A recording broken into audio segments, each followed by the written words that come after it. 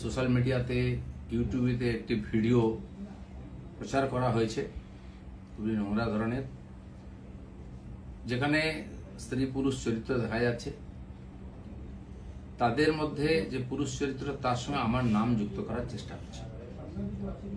Video ঠিক কি ভুল তৈরি করা কিনা, কোন চরিত্র কারা করেছে আমরা কিছু জানি না, কিন্তু এর দ্বারা আমার ব্যক্তি চরিত্রকে হনন করার, আমার ব্যক্তি ইমেজকে ধ্বংস করার এটা খুব প্রচেষ্টা হয়েছে। একটি ষড়যন্ত্র চলছে অনেকদিন, সেই চক্র থেকে এটা করা হয়েছে। সেই জন্য আমার মনে হয়েছে যে এটার সত্য সামনে আসা উচিত এবং যারা এই চক্রান্ত করছে তাদেরকে আইনের সামনে আনা উচিত। আমি পুলিশের সাইবার ক্রাইমেতে সর্বোচ্চ অফিসেতে আমার তরফ থেকে কমপ্লেন করেছি যাতে এই তদন্ত করা হয় এবং যারা এই চক্রান্তে যুক্ত তাদেরকে এক্সপোজ করে আইনের সামনে আনে, আইনের দ্বারা সাজা দেওয়া হয়। আমি অপেক্ষা করছি পুলিশ কি করে। আর রাজনীতি এটা নতুন নয়, এ ধরনের চক্রান্ত চলতেই থাকে।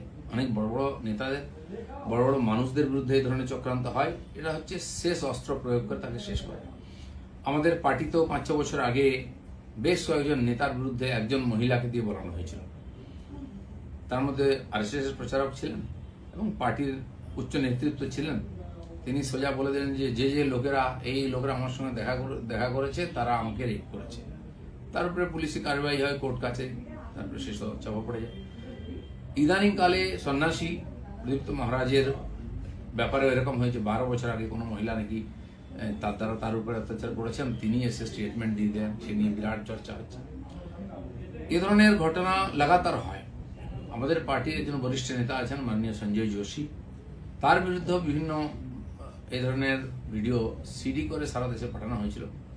অনেক এটা নিয়ে আলোচনা হয়, পরে যখন ফরেন্সিক টেস্ট হয় দেখা গেল সেটা ফেক ছিল। সেই জন্য আমার ব্যক্তিগতভাবে যেহেতু আমাকেই আক্রমণ করা হয়, বদনাম করার চেষ্টা হচ্ছে, আমি পুলিশের কাছে, আইনের কাছে গেছি। আমি দেখতে চাই পুলিশ কি করে এই ধরনের চক্রান্তে, কারণ এর তো কারোর বিরুদ্ধে লড়াই করা সম্ভব নেই ভাবে। টাকা পয়সা দিয়ে চক্রান্ত করে যে কোনো মানুষকে যে কোনো সময় বদনাম করার চেষ্টা হচ্ছে। তো সেই চেষ্টার বিরুদ্ধে আইন আদালত একমাত্র আমাদের রাস্তা।